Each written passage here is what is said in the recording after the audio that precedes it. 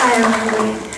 목사님이 너무 귀한 분이라고 1부 때도 소개해 주시고 또 2부 때도 너무 귀하다고 소개를 해 주셔가지고 제가 몸둘 바를 모르겠습니다. 근데 절대로 이 목사님은 거짓말을 못하는 분이십니다. 제가 정말 유명한 사람이 귀한 사람이 되리라고 믿고 이 자리에 섰습니다. 참 잘 오셨습니다. 여러분, 세상에서 가장 귀한 금이 3가지가 있습니다. 그게 뭐냐면 첫째는 황금, 두 번째는 소금, 세 번째는 지금. 근데 이 얘기를 전해 듣고 어떤 남자분이 너무 그게 좋았던가 봐요. 남편 아내에게 문자를 넣었어요. 여보, 세상에서 가장 귀한 금이 3가지가 있는데 그게 황금, 소금, 지금이래 이러면서 하트 뿅뿅이가 날렸어요. 그랬더니 그걸 탁 받은 아내가 답장을 했어요. 현금, 지금, 입금. 그걸 보고 남편이 기가 팍 죽어가지고 답장을 다시 썼어요. 방금, 쬐끔, 입금 이렇게 썼다는 얘기를 듣고 웃었습니다. 여러분, 우리 생애 가장 귀한 오늘 이 시간은, 이 순간은 다시는 돌아오지 않을 지금 이 시간이 가장 우리 생애 소중한 시간이라 생각합니다. 이 소중한 시간 여러분들을 초대해 놓고 얼마나 우리 산자교회에서 준비를 많이 했는지 몰라요. 여러분들도 가정에 한 사람 초대하면 며칠 전부터 청소하고 준비 음식도 만들고 연못에 풍선도 달아놓고 막 제가 3번 하는데 이번 처음으로 달아놨어요. 풍선도 달아놓고 또 오늘 목사님도 예쁜 옷들을 입고 나비 넥타이까지. 예, 저는 이런 옷 차림은 집에서 제가 설거지할 때 입는 옷이에요. 이렇게 저도 좀 예쁘게 하고 올 건데 생각하는데 제일 예쁜 옷으로 골라 입고 왔습니다. 예쁘죠? 예, 감사합니다. 자, 오늘 하나님이 주실 은혜를 기대하면서 여러분과의 귀한 만남 주신 하나님께 감사합니다. 제가 목사님께 여쭤봤어요. 제가 여기 3번째 왔다 있잖아요. 그러니까 목사님 새 생명에게 맞출까요? 헌 생명에게 맞출까요? 이렇게 말씀드렸어요. 그러니까 목사님이 성령의 감동대로 하라 그러셨어요. 그래서 일단은 성령님이 마음에 주시는 대로 제가 오늘 죽을 쓰면 성령님이 죽 쓰시는 걸로 그렇게 알았어요. 네, 하나님이 저를 통해 하실 일을 기대합니다. 여러분, 저를 먼저 우리 새 생명을 위해서 소개하겠습니다. 저는 하나님이 주신 귀한 선물 하기선입니다. 이름이 참 예쁘죠? 저는 제 이름이 참 좋습니다. 하나님이 주신 귀한 선물. 여러분, 성경에요, 제 이름이 가는 데마다 불려지지 않습니까? 제가 누군가에게 선물이 되어진다는 거, 그쵸? 그것도 다른 사람이 보낸 게 아니라 하나님이 주신 귀한 선물이라는 거 너무 큰 축복이라고 생각하고요. 여러분, 성경에 보면 하나님이 맹세하신 곳이 딱 한 군데 있습니다. 하나님 맹세하시지 않는데 딱 한 군데 맹세해 놓으셨는데 그 말은 뭐냐면 하나님은 네 말이 내 귀에 들린 대로 시행하겠다. 그 말씀은 맹세하셨어요. 우리가 얼마나 말 조심해야 되는지 알겠죠? 내가 뱉는 말대로 그대로 하나님 듣고 행하시겠다는 거예요.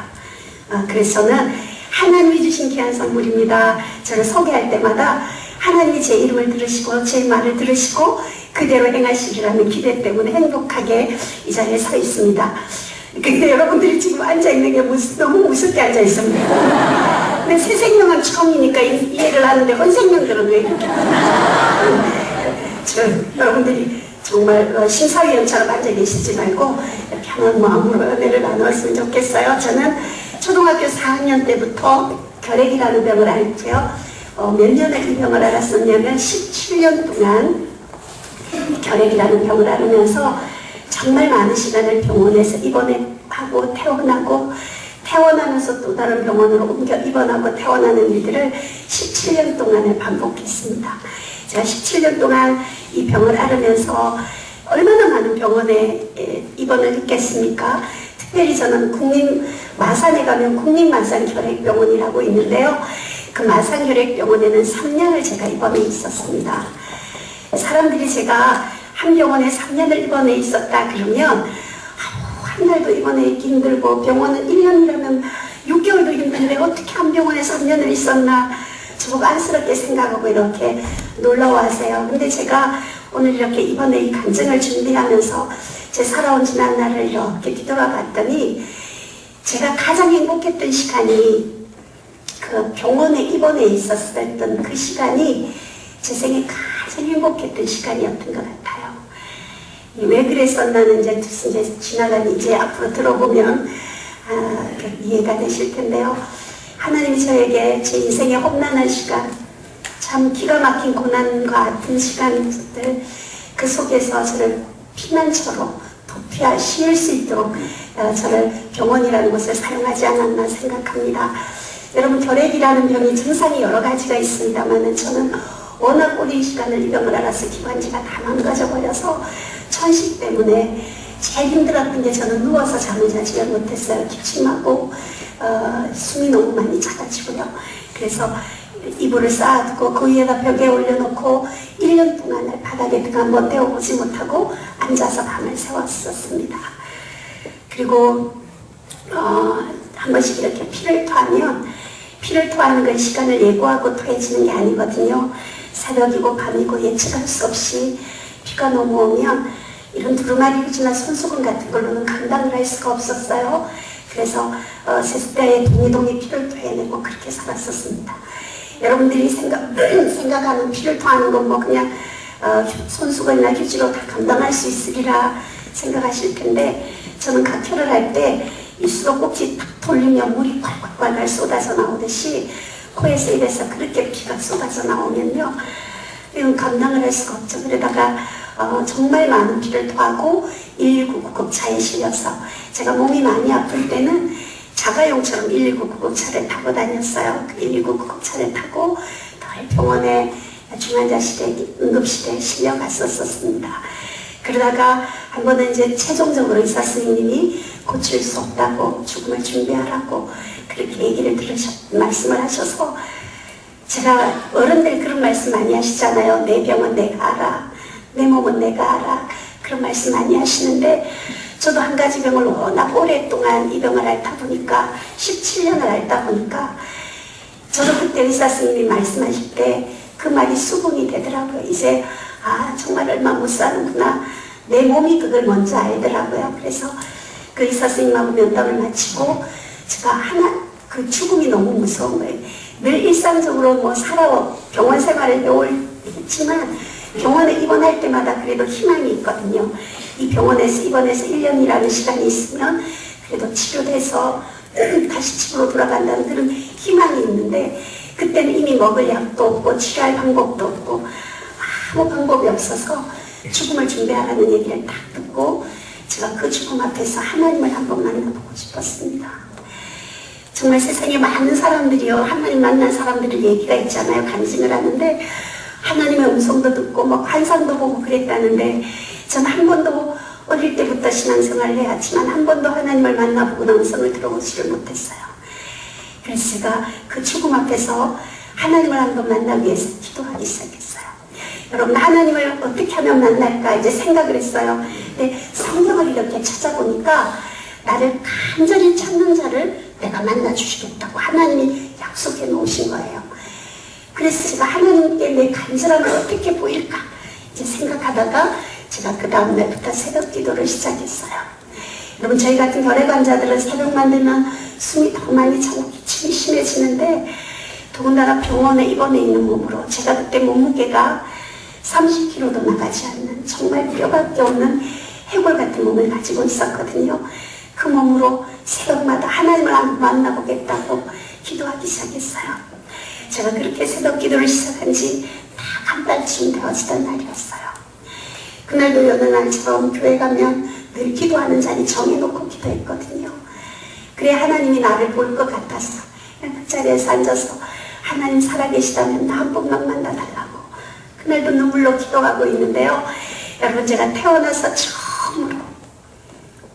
처음으로 하나님의 음성을 그때 들었습니다. 여러분, 저는 하나님의 음성이요, 천둥처럼 막 우레와 같이 무서운 음성이라고 생각을 했었거든요. 그런데 여러분, 하나님의 음성은, 하나님 너무 인격적인 분이셔서 물론 그런 음성으로 어떤 분에게는 들리실 수 있어요. 근데 하나님은 나를 너무너무 잘 아시는 거예요. 내가 17년 동안 그 죽음 앞에서 너무너무 많이 놀랄 일 겪고 살아온 거 우리 아버지가 아시고, 사랑하는 주님 음성 듣고도 제가 놀랄까봐 우리 주님은 너무나도 따뜻한 음성으로, 너무나도 부드러운 음성으로 기도하는 가운데 기서 나는 보는 거로 믿느냐 보지 않고 믿는 자가 복되도다, 이렇게 말씀하셨어요. 여러분, 사실 저는요, 하나님께서 저에게만은 좀 특별한 응답을 해주기를 기대하고 있었어요. 예를 들면 하나님께서 꿈속에 하얀 옷을 입으시고 짠 하고 나타나셔서 내다 이렇게 음성을 들려주시거나 뭐 천국과 지옥을 보여주시거나 하는 아주 미라클한 특별한 응답을 원했는데, 하나님은 너무나도 평범한 말씀으로 너는 보는 거로 믿느냐 보지 않고 믿는 자가 복되도다. 여러분, 제가 그 순간에요, 그 짧은 시간에 제가 놀라운 사실을 기억했어요. 아, 그래, 바람이 어디서 와서 어디로 가는지 우리 눈에 보이지 않아서 볼 수 없지만 시원한 것으로 바람의 존재 알 수 있는 것처럼 우리 주님 내 눈에 보이지 않아서 내가 볼 수 없고 만질 수는 없어도 언제나 우리 주님은 늘 변함없이 늘 평안함으로 내 안에 늘 나와 함께하고 계신다는 사실을 깨닫게 하셨습니다. 저는 제가 아파하고 힘들어할 때 그 고난 속에 저 혼자 울고 있는 줄 알았는데, 우리 주님은 제가 아파할 때 저보다 더 많이 아파하시고, 제가 힘들어서 통곡하고 있을 때 저보다 더 많이 안타까워하시면서도 너무나도 저를 사랑하셔서 제가 건강했다면 하나님 떠나 살 사람이라는 거, 예수 믿지 않을 사람이라는 거 너무나도 잘 아시고, 그 17년이라는 긴 세월을 어긋난 세상의 길로 나가지 못하도록 우리 주님 곁에 꼭 붙들어 두셨다는 사실을 깨닫게 하셨습니다. 건강한 자로 지옥 가게 하는 것보다 비록 불구인 채로라도 천국 가게 하는 것이 아버지의 사랑의 방식이셨음을 제가 그때 깨닫게 되었어요. 여러분, 저는 초등학교 4학년 때부터 입양을 앓게 됐기 때문에 저는 정상적으로 학교를 별로 다녀본 기억이 없어요. 저는 고등학교를 입학도 해보지 못하고 늘 학교에 가면 혼자 외톨이로 지내야 됐어요. 특별히 전염병을 앓고 있었기 때문에 친구들이 학교에 제 옆에 아무도 앉으려고 하지 않았어요. 그러나 학교에 갔을 때도 혼자 이렇게 지내야 되고, 또 이제 숨이 차니까 친구들처럼 뛰어다니거나 놀지도 못했죠. 햇볕 양지 바른 곳에 늘 앉아있다가 집에 돌아오고 그랬어요. 그래도 집에 와서 이제 병상 이제 치료를 하게 되는데, 친엄마랑 함께 살 때는 그래도 행복했어요. 제가 성장하면서 어머니라고 불러야 됐던 새엄마들이 5분 계셨어요. 저희 아버지 대단한 바람둥이셨죠. 저희 집에 호적에 보면 제가 모르는 얼굴도 한 번 못 본 동생들이 많아요. 근데 이제 새엄마들이 많은 분들이 오셨는데, 물론 좋은 분들도 계셨죠. 그렇지만 전염병을 앓고 있는 제가 겪어야 되는 서러움은 말할 수 없었죠.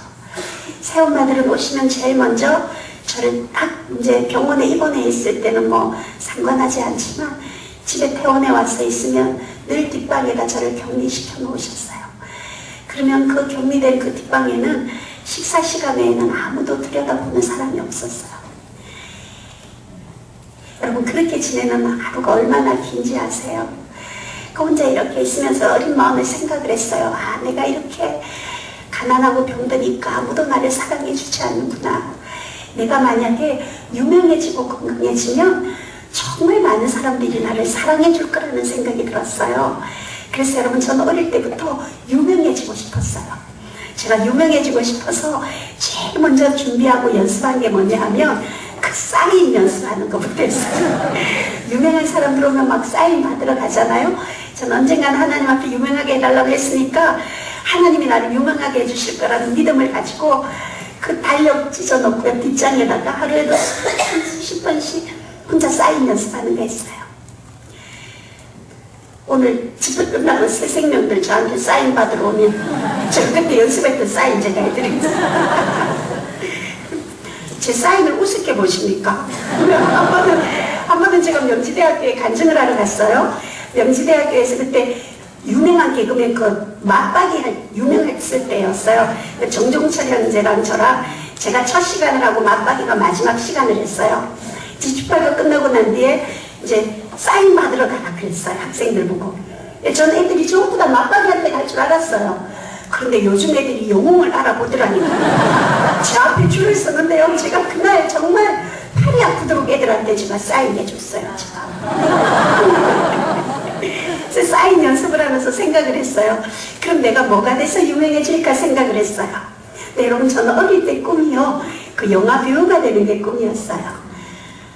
어이가 없으니까 웃지도 않죠. 근데 저도 철이 들면서 이 얼굴 가지고는 영화 배우는 안 되는구나 빨리 깨달았어요. 그래서 못생겨도 되는 게 뭘까 생각해보니까 남을 웃기는 코미디언은 못생겨도 되겠더라고요. 그래서 그럼 내가 코미디언이 돼서 한번 유명해지자 생각을 하고, 그때 MBC나 KBS에서 지금은 개그맨 콘테스트가 있지만 그때는 코미디언을 뽑는다는 광고만 나오면 광장을 설치고 원고를 준비했어요. 딱 준비해서 대회 출전하려고 하면 이상하게 하나님께서 그 대회를 나갈 수 없도록 길을 막으셨어요. 하나님께서는 제가 코미디언이 되어서 세상적으로 유명해지는 걸 원하시지 않으셨던 것 같아요. 뭐 사실 그때 하나님이 못 나가게 해서 제가 안 나가서 그렇지, 나가기만 했다면 그냥 1등은 할 수 있었습니다. 여러분들이 지금 심정은 있는데 물증이 없으니까 고개를 갸우뚱하고 계시는데요.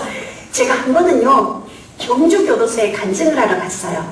여러분, 경주교도소는 남자 재수사들만 있는 교도소거든요. 제가 가는 그날이 교회 다니는 사람만 몇 명 모이는 집회가 아니라 경주교도소에 있는 모든 재수자들이 모여서 특강 듣는 시간에 제가 특별 강사로 초대받았어요. 그래서 교도관 안내를 받아서 강당문을 딱 열고 들어가니까요, 그때가 여름이었는데요, 그 수백 명의 깍두기 아저씨들이 줄을 딱 맞춰가지고 앉아있는데 팔에 문신을 하고 이렇게 막 짧게 돌아보는데, 또 여자 강사니까 얼마나 반가웠겠습니까? 막 딱 보는데 무섭다 이런 생각이 드는 게 아니라 갑자기 제 마음속에 동병상련의 마음이 딱 생기는 거예요. 왜냐하면 이분들이 이 교도소라는 이 험한 곳까지 오기까지는 저들이 자라온 환경이나 살아온 세월이 얼마나 고단하고 힘들었을까. 저도 어린 시절에 새엄마 밑에서 참 많이 서름당하고 구박받고 살았는데, 그런 생각을 하니까요, 그분들이 남처럼 느껴지지 않는 거예요. 저도 하나님 함께 하지 않았으면 그분들하고 똑같이 와치수복 입고 앉아있을 사람인데, 너무너무 동병상련의 마음이 생기는 거예요. 근데 이제 이분들이, 그분들을 보니까 막 인생을 포기하고 이렇게 있는 모습을 보니까 너무 속이 상한 거예요. 왜냐하면 이 땅에서도 이렇게 힘들고 공고하게 살았는데 이분들이 이곳에서 하나님 만나지 못하면 영원히 그 어둠 속에 살아야 되는데, 그 안타까운 마음이 드니까 너무너무 제가 마음이 아팠어요. 그래서 제가 간증을 하다가 갑자기 막 소리를 질렀어요. 제가 그날 미쳤던가 봐요. 그 용기가 났는지 막 간증을 하다가 울면서, 여러분들이 지금 앉아있는 이 자리가 진흙구덩이에 빠진 것처럼 앞으로도 뒤로도 갈 수 없는 기가 막힌 상황 속에는 있지만, 나는 여러분들이 적어도 이곳에서 하나님에 대한 기대가 있었으면 좋겠다, 꿈이 있었으면 좋겠다.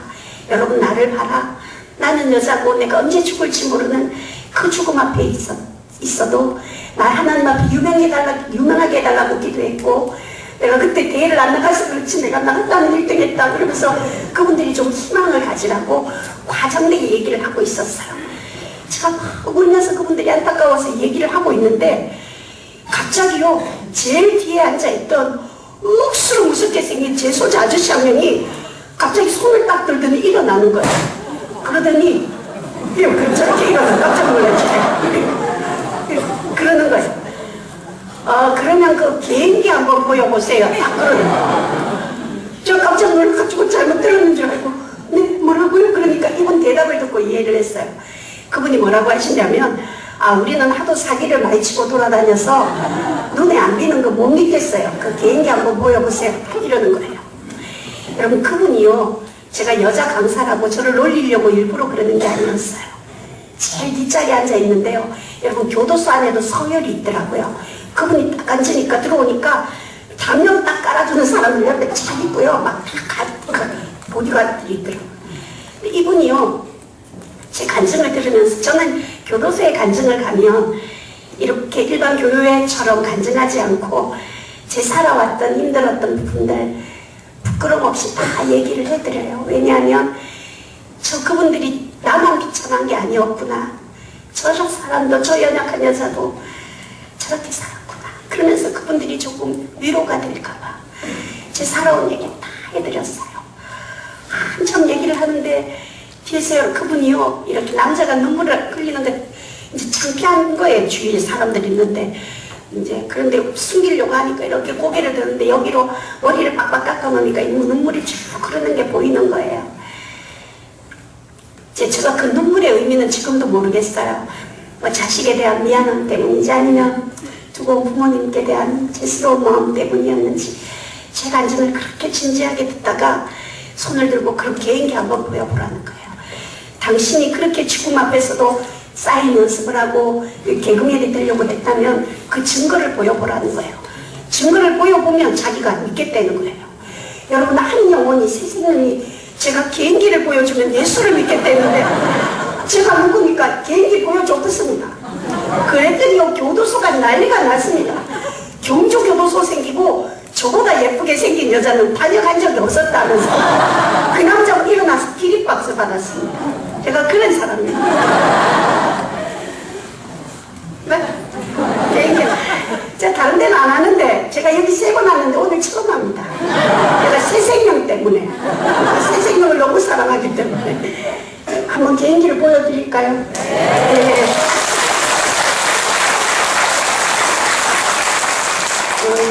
박수 소리가 썩 크지는 않았어요. 제가 전국을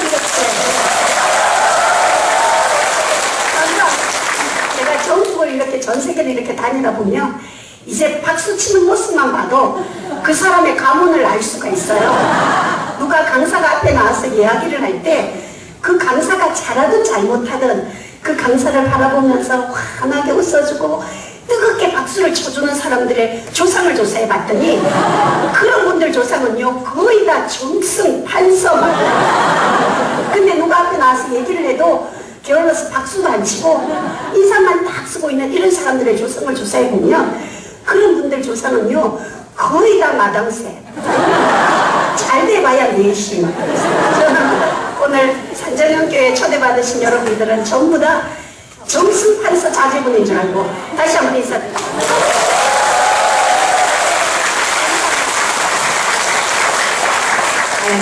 여러분 우리가 정승판서 자제해야 되겠습니까?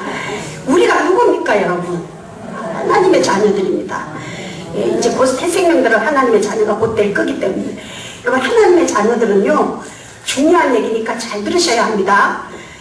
하나님의 자녀들은 누가 잘 못하는 사람이 앞에 나와서 개인기를 보여줬을 때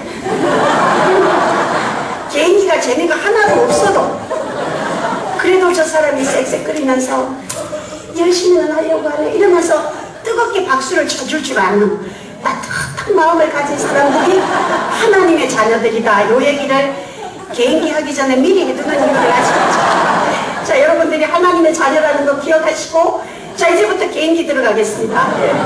여러분 우리가 비행기를 타고 가다 보면 스튜어디스들이 안내방송을 하죠. 어떻게 하냐면 이렇게 하죠. Ladies and gentlemen, on behalf of Korean Airlines, we would like to thank you.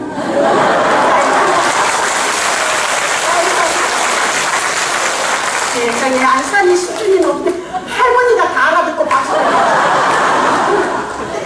제가 비행기를 타거나 기차를 탈 기회가 있어서 이렇게 안내방송을 듣다 보면 안내방송은 참 사람들은 목소리가 예쁘더라고요. 기차를 타고 가다 보면 안내방송을 하는데 어떻게 하냐면 이렇게 하죠.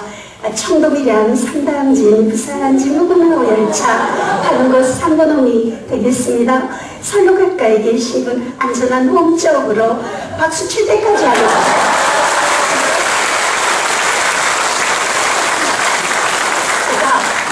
제가 그 방송을 들으면서 생각을 했어요. 아, 우리나라는 각 지역마다 사투리가 있는데 그 지역의 사투리로 안내방송을 하면 정말 재밌겠다 생각을 했어요. 여러분 고향 간다고 기차 타고 가면 거의 다 장거리니까 주무시고 가잖아요. 졸다가 자기 내릴 사투리, 고향 사투리로 안내방송이 딱 나오면 아, 이제 내가 내리면 되겠구나. 이 진짜 내가 내리면 되겠다 생각했어요. 여러분 제가 고향이 대구입니다. 동대구에 가면 안내방송을 하는데 어떻게 하냐면 이렇게 하죠. 동대구역에는 동대구역입니다. 내리실 손님 잊으신 물건이 없으신지 다시 한번 살펴보시고 천천히 차례대로 내려주시기 바랍니다. 동대구, 여기는 동대구에 방송을 하는데 이 방송을 이렇게 하지 않고 경상도 사투리로 하는 거죠.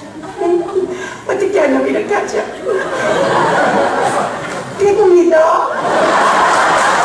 이 대구 다 왔어, 예. 내리실 손님은 예, 뭐 이거 물건은 없는가 단디 한번 살펴보시고 천천히 차례대로 내려주이소. 대구입니다.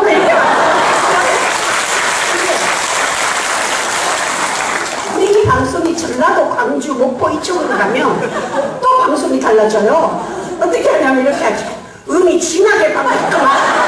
아따 여거가 목포라는 게 싸게 왔으니까 못다는 얘기쇼.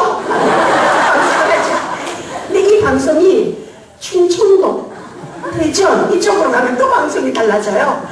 어떻게 하냐면 이렇게 하죠. 대전이요. 대전이라니까요. 근데 안내 방송도 늘 끝났는데 기차 벌써 떠나네요.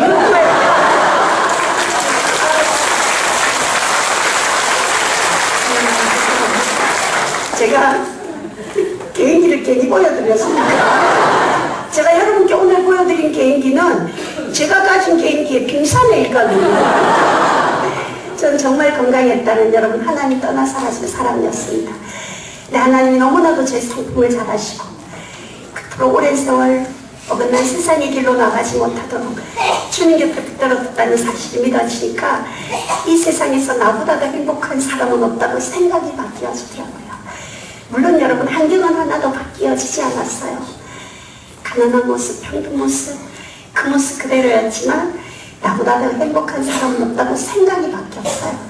여러분, 하나님에게 은혜를 받고 하나님의 사랑을 깨닫게 되면, 은혜를 알게 되면요, 그냥 앉아서 신세 한탄이 나고 울고만 지낼 수가 없더라고요.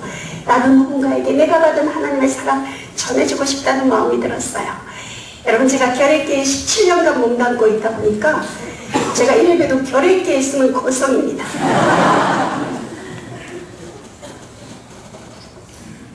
결핵계에 있으면 제가 결핵 환자들이 저보고 이병동 쌕쌕이라고 불렀어요. 제가 화장실 길도 겨우 가는 쌕쌕거리는 몸이지만 내 건강으로, 내 몸으로 할 수 있는 일이 무엇일까? 열심히 기도했어요. 열심히 기도를 하는데 주님, 제가 무슨 일을 할까요? 막 기도를 하는데요, 기도하다가 제가 막 혼자 웃었어요. 왜냐하면 제 숨소리가 기도하는데 제가 들어도 너무 크게 들리는 거예요. 우리 주님이 제 기도를 듣고 계실 텐데 쌕쌕거리면서 무슨 일을 할까요? 그럼 주님이 니는 그냥 쉬라 그럴 줄 알았어요. 근데 주님이 그러지 않으시고 저희 병실 바로 앞에 있는 중환자 병실을 기억나게 하시더라고요. 제가 마산혈액병원에 입원할 때 처음에는 중환자실에 입원을 했어요. 그래서 2주 정도 있다가 일반 병실로 옮겼는데 하나님이 제가 입원해 있던 중환자실을 기억나게 하셨어요. 그래서 그곳에 가서 산소를 먹는 환자들 산소도 조절해드리고, 제 산소 워낙 많이 먹어서 지금도 먹고 있으니까 산소 조절하는 거 간호사들보다 더 잘하거든요. 또 피를 토하는 환자들요, 여러분, 피를 토하는 건 저보다 많이 토해본 사람이 없을 거예요. 그러니까 피를 너무 많이 토하면 옆에서 오는 사람들이 가까이 가는 걸 겁나해요. 근데 저는 그 환자들 피도 다 받아내주면서 정말 저의 최선을 다해서 그 중환자실에 환자들을 섬기고 돌보기 시작했습니다.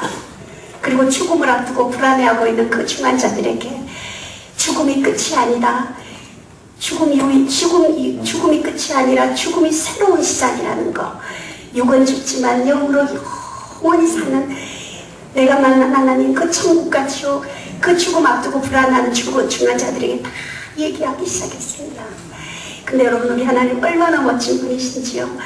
화장실 길도 겨우 가는 그 쌕쌕거리는 몸으로 중환자 병실 검사를 오래 하지 않아서 그 다음날 검사를 하는데요, 어떤 약을 먹고 어떤 주사를 맞고도 치료되지 않았던 17년 동안이나 저를 괴롭혔던 혈액균들이 그날 검사 결과 무조리 떨어지는 놀라운 기적을 체험하게 하셨습니다. 여러분, 제가 지금 건강해 보이지만 왼쪽 폐는 하나도 없습니다. 이게 수술을 해서 없어진 게 아니라 17년 동안 알아오면서 혈액균들이 다 갉아먹어버려서 다 녹아내려서 왼쪽 폐는 하나도 없어요. 그리고 그나마 있는 오른쪽 배도 정상적인 여러분들은 상엽, 중엽, 하엽, 세엽의 배가 있는데요. 저는 상엽, 중엽은 하나도 없으니 타엽만, 그것도 거의 폐 기능을 상실한 늑막염까지 동반된 작은 폐를 가지고 지금도 생활하고 있습니다. 혈액이라는 병이 다 나았다고 해서 금방 호흡이 정상적으로 돌아오는 것이 아니라 없어진 만큼의 폐활량을 못하기 때문에 제가 지금 안게 된 지가 오래되었지만 지금도 평지를 걸어가도 숨이 차고 2층 계단으로 오르려면 몇 번을 쉬어야 합니다. 근데 이렇게 말하는 것도 숨차고 평지를 걸어가는 것도 숨찬 제가요, 이 호흡으로도요 찬양을 할 때는 별로 숨차지 않아요. 그래서 이제는 더 심한 것이 생기지 않도록 다시는 죄를 범치 말라고 당부하셨던 주님의 당부의 말씀을 늘 기억하면서 저는 저를 살려주신 하나님이 제 생명을 연장시켜 주신 거 후회하시지 않도록 저의 남은 삶을 정말 주님 기뻐하시는 일에 아름답게 쓰임받기를 원합니다. 여러분, 몇 년 전부터 저희 같은 결핵 환자들에게도 장애인증을 주도록 법이 바뀌어졌어요. 그래서 제가 마산계획병원에 장애 진단을 받으러 갔어요.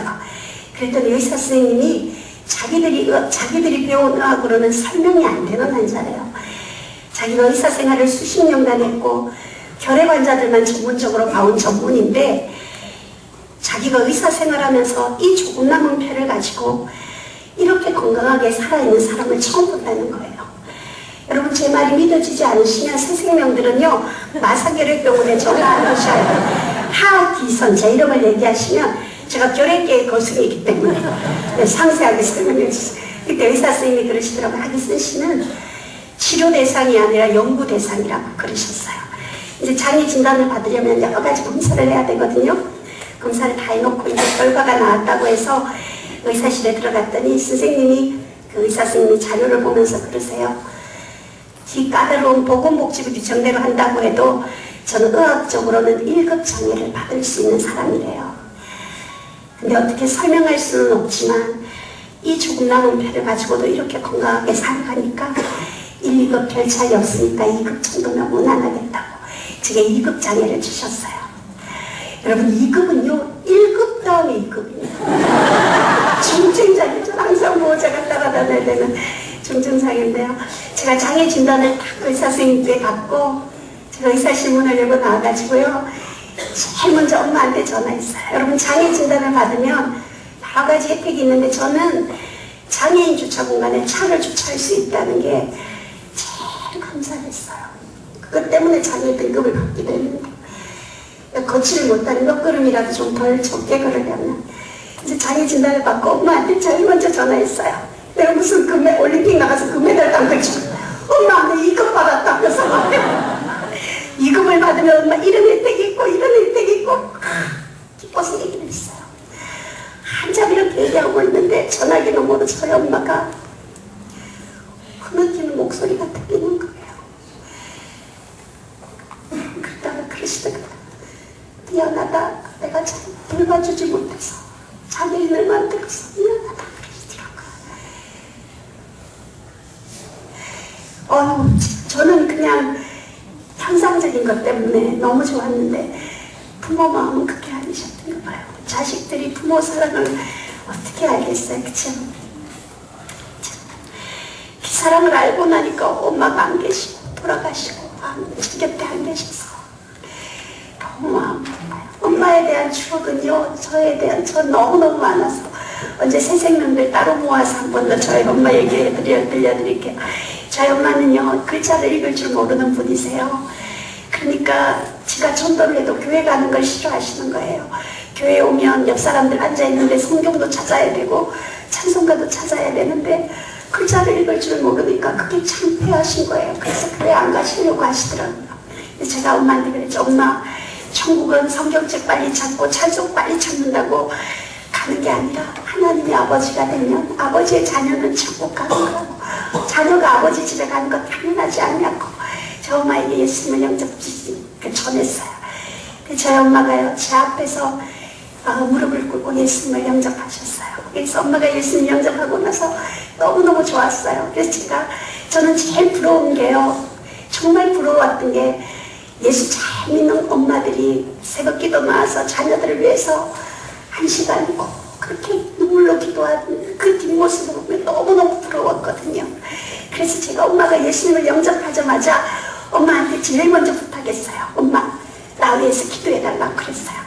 저희 엄마가 대답을 시원하게 걱정하지 마라 하더라고요. 그래서 너무 든든했어요. 그러고 난 뒤에 얼마 지나고 난 뒤에 제가 궁금했어요. 글자도 읽을 줄 모르고 교회로 나온 지 얼마 되지 않으시는 엄마가 병들고 가쁜 숨을 쉬고 하루하루 정말 그렇게 살아가는 어린 딸을 위해서 어떤 기도를 드리고 있을까 궁금했어요. 그래서 엄마한테 하루는 찾아가서 명절 때 여쭤봤어요. 엄마 나 위해 기도하고 있냐니까 엄마 기도하고 있대요. 그래서 어떻게 기도하고 있는데 물어봤어요. 그랬더니 저희 엄마가 예수님한테 기도하는 것처럼 딱 제 앞에서 폼을 잡고 기도하는 거예요. 이렇게 기도하면 되냐고 얘기하시더라고요. 저희 엄마가 이렇게 기도하셨어요. 하나님, 걸음걸음 우리 기선이 발걸음을 하나님이 지켜주시고 많은 사람들 눈에 꽃이 되게 해달라고 그렇게 기도하고 있는 거예요. 여러분 어떠세요? 제가 꽃처럼 예쁘지 않아요? 그죠? 엄마는 돌아가셔서 그 기도를 씨앗을 뿌려놓고 가셔서 제가 강단에 서 있다가 내려가면 사람들이 강단에 있을 때 너무 예쁘다고 꽃처럼 예쁘다 그런 얘기를 정말 많이 들어요. 진짜. 그래서 그 엄마의 기도, 부모가 자식에 대한 축복권은 부모에게 하나님 주셨습니다. 그러니까 자식에 대한 그 기도의 자리, 그 축복권 여러분들 놓치지 말고 꼭 자녀 위해 기도해주는 좋은 부모님들 되시길 부탁드립니다. 그래서 이제 저도 하나님이 축복해 주셔서 이제 병도 다 낫고 이제 좋은 사람 만나서 시집도 갔어요. 전 신랑이요 잘생겼어요. 그리고요 진짜 착해요. 정말 착해요. 근데 착하기만 해요. 좋겠어요 진짜. 저희 남편과 저는 결혼한 지가 이제 22년, 이제 23년 되어가는데 저는 남아있는 피가 워낙 작기 때문에 아이를 가질 수 없다는 의사의 진단을 받았습니다. 저희 남편은 한 번도 결혼하고 아이를 제가 못 낳지 못하는 것에 대해서 말한 적이 한 번도 없어요. 정말 착하긴 착하잖아요. 근데 저희 남편이 딱 한 번은요 그런 얘기를 했어요. 한 번은 저희 남편이 21일 금식을 하러 기도원에 들어갔어요. 저희 집에 개 한 마리를 키우고 있었거든요. 근데 이 개가요 사람 차별을 하는 거예요. 저희 남편이 목사님이세요. 근데 저희 남편은 너무너무 좋아하고 저를 별로 안 좋아해요. 이 개가 사람 차별하는 거 진짜 기분 나쁘거든요. 그래서 저 목사님 아무 때 한 대씩 차고 다녔어요. 그러니까 더 싫어하는 거예요. 저희 남편이 21일 금식을 하는 동안은 제가 개밥을 제가 차려줬죠. 차려주고 남편은 이제 21일 금식을 마치고 이제 데려 집에서 기도원에서 모시고 오는데 예, 21일을 금식을 했으니까 정말로 입술이 다 불어타서 차에서 내리는데요. 걔가 저희 남편을 보는 순간요 벌떡 일어나고 미쳐버리는 거예요. 너무너무 좋아가지고. 저희 남편도 자기가 어디 갔다 왔는데 자기를 그렇게 좋아하니까 감동을 먹어가지고 역시 목사지 걔는 다르다 하면서 막 칭찬을 하고. 이제 집에 들어가서 무사히 21일 금식 기도 마치게 해주신 하나님께 둘이 가정 예배를 드렸어요. 예배를 드리고 났는데 갑자기 저희 남편이 저를 이렇게 쳐다보더니 그러는 거예요. 당신의 얼굴이 자그마하고 예뻐서 우리가 아기가 있었으면 참 예뻤을 텐데. 처음으로 그 얘기 한 번 하더라고요. 그래요. 하나님이 저에게는 육신의 자녀는 허락지 않으셨지만 정말 좋은 사람들을 많은 분들을 허락해 주셔서 하나님 앞에 너무너무 감사해요. 가끔씩 이제 저는 뭐 엄마라고 부를 부모님도 다 이제 돌아가시고 저를 엄마라고 불러주는 자녀도 없지만 그래도 전 참 행복합니다. 여러분들이 그러니까 저한테 잘해야 돼요. 저 오늘 내 아버지라는 제목으로 여러분과 은혜를 나누고 싶어요. 저는 여러분 육신의 아버지가 아까도 말씀드렸지만 세상적으로 별로 좋은 아버지가 아니셨어요. 정말 무능하고 무책임한 아버지셨어요. 저는 아버지가 참 미웠어요. 그래서 하나님을 눈을 감고 친밀하게 아버지 이렇게 부르는데 참 오랜 시간이 필요했어요. 그리고 아버지하고 함께 만약에 천국을 가야 된다면 저는 그 천국도 별로 가고 싶지가 않았어요. 왜냐하면 내가 병들고 힘들었을 때 그 피를 토하고 있을 때 아버지가 바람나서 그렇게 다니지 않고 조금만 나를 좀 잘 치료받게 도와줬었다면 내가 이렇게 오랜 세월 이런 고통 속에 있지 않아도 되었을 텐데 그 마음에 상처가 많았어요. 전 아버지에 대한 추억들이 좋은 추억이 하나도 없어요. 제가 아버지하고 어떤 일이 있었냐면요. 한 번은 저는 어릴 때부터 초등학교 4학년 때부터 몸이 아프니까 학교를 휴학을 하고 이제 집에 있었어요. 그러면 저는 여러분 어릴 때 뭘 제일 좋아했냐면 그 가짜 반지, 귀걸이 이런 거 있잖아요. 그걸 너무 좋아했어요. 그래서 친척들이 와서 아픈 저를 병원에 놨다가 1,000원씩 이렇게 주고 가면 동생들은 다 그 돈으로 짜장면 사 먹고 그랬어요. 빵 사 먹고 하도 사 먹고 했는데 저는 그거 얼마나 먹고 싶었겠어요. 저도. 근데 그거 사 먹지 않고 반지 200원짜리, 300원짜리 하나 모아가지고 조그만 통에 한 통을 모아놨어요. 그게 제 보물함이었어요. 정말 눈 뜨면 그 보석함 열고 진흙을 끼고 있었어요. 하루는 학교도 못 가고 이제 앉아있는데 손가락 10손가락에 반지를 다 끼고 귀걸이를 하고 거울 앞에서 이렇게 앉아있는데 저희 아버지가 술을 거하게 잡수고 들어오셨는데 그러고 있는 꼴을 보더니 저희 아버지가 화가 났던 모양이에요. 갑자기 이게 술집 여자가 되려고 하면서 소리를 지르더니 그 손에 있는 걸 다 빼고 반지 보석함을 들고는 집 앞에 있는 그 화장실에다가 지금은 뭐 수세식이니까 그때는 변소였잖아요. 거기다 집어넣는 거예요. 제가 여러분 한 달을 울었어요. 얼마나 울었는지 몰라요. 저는 그 아버지가 친아버지가 아니라 생각했어요. 저는 그래서 동화책을 읽어도 꼭 소공녀 이런 거 왜 불쌍하게 어려움을 갖고 있는데 결국은 부자 아버지가 나타나서 이게 내 딸이다 하면서 탔다고 그런 동화책 늘 꿈꾸고 있었거든요. 아버지를 너무 용서할 수가 없어요. 근데 제가 그때는 어떻게 아버지에게 대들 수 있는 것도 없고 제가 약하니까 그냥 이렇게 세월이 지나버렸어요. 그리고 오랜 세월이 지나서 제가 의정부에서 그때 황수관 박사님, 저 황 박사님 저 참 예뻐해 주셨거든요. 돌아가시기 전까지. 황 박사님하고 아침마당에 참 많이 나왔던 연세대학교에 이성호 교수님이라는 분이 있어요. 당신의 자녀가 흔들리고 있습니다라는 제목으로 그때 당시에 정말 유명했던 분인데 그 이성호 교수님하고 저하고 3명이 연달아 가면서 집회를 하는 전단지가 있었어요. 그때 이제 그 전단지를 저희 아버지가 황수관 이성호 교수님 왕팬이시거든요. 저희 아버지가 너무너무 좋아하시기 때문에 제가 그 전단지를 여동생이 친정에 간다고 하길래 아버지 갖다 드리라고 전해드렸어요. 저희 여동생이 친정에 가서 아버지한테 딱 그 전단지를 드렸는데요. 여러분 저희 아버지가 어떤 분이시냐면 일본에서 오래 생활을 했기 때문에 아주 이기적이세요. 그래서 국수 외식 같은 거 저희 가족들 한 번도 하지 않아요. 국수 한 그릇 사 먹을 돈이면 국수 한 다발 사와가 같이 밤낮 삶아 먹을 수 있다. 이런 생각을 갖고 계시는 분이기 때문에 저희 아버지가 외식을 시켜준다는 꿈도 못 꾸는 일이에요. 그런데 저희 여동생이 그 전단지를 가지고 가서 아버지 언니가 이거 드리라 그러던데요. 딱 드리니까 갑자기 저희 아버지가 고깃집에 외식하러 가자는 는 거예요. 동생 가족들을 다 데리고 고깃집에 가시더래요. 가시고 주문도 하기 전에 식당 주인 아줌마를 부르시더래요. 전단지 딱 꺼내놓고 아줌마 황수관 박사 알아요? 아이고 이분 잘 알죠. 이성호 교수 알아요? 아이고 요즘 아침마당에 매일 나오시잖아요. 그러면 하기사이 알아요? 이게 내 딸이요 내 딸 그러시더라는 거예요. 그리고는 술을 한잔 시켜서 술을 한잔 다 마시고는 저희 동생에게 그러더래요. 내가 기성이한테 다 미안한 게 한 가지 있다 그러셨대요.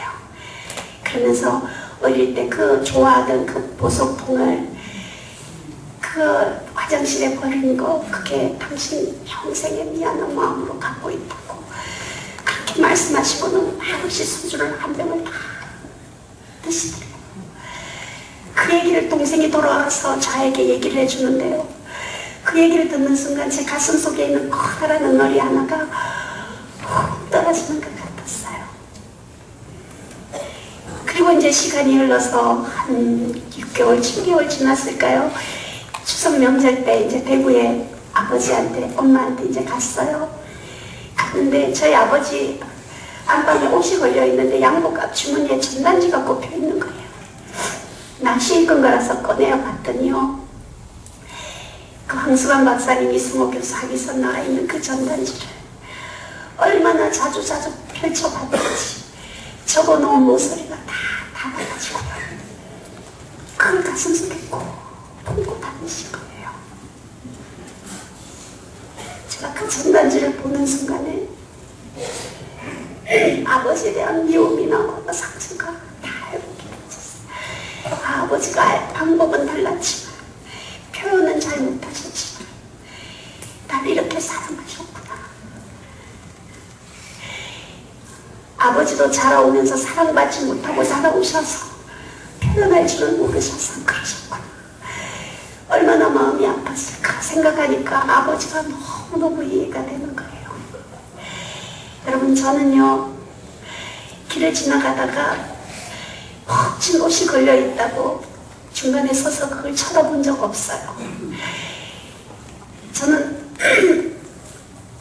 아이가 막 뛰어놀다가 아빠 있는데 막 달려가서 확 안기고 또 달려나와서 놀다가 아빠한테 확 안기는 그런 모습을 보면 넋을 잃고 쳐다봐요.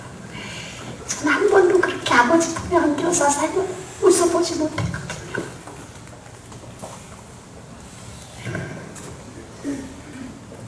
여러분 중에 혹시라도 아버지에 대한 나쁜 추억이나 상처가 있으시면 그분들을 이해해 주실 수 있었으면 좋겠어요.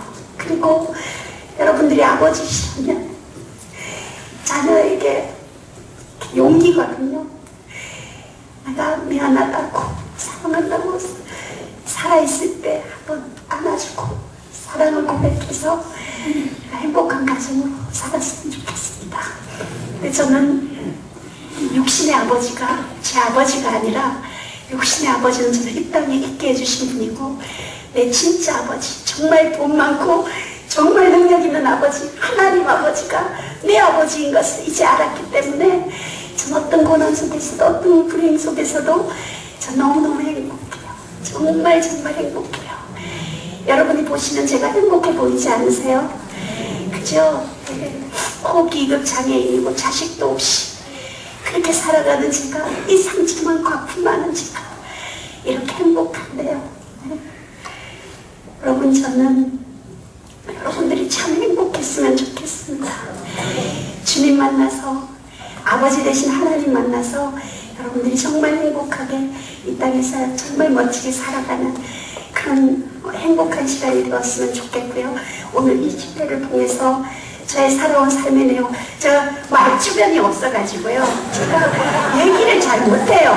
그렇죠? 정말 감동적인 사연이 많은데 이렇게밖에 말을 못해서 너무 죄송해요, 여러분. 근데 여러분들 제 진심은 아시겠죠? 예, 그죠? 저는